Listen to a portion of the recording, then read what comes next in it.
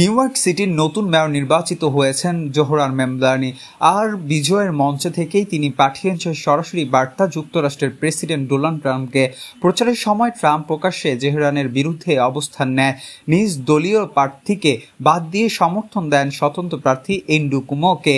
এমনকি নিউ ইয়র্কবাসীকে আহ্বান জানান জোহরান নয় কুমোকে ভোট দিন। কিন্তু ভোটে জোহরান মামদানির বিপুল জয়ে ট্রাম্পের সব পূর্বাভাস ব্যর্থ হয়েছে।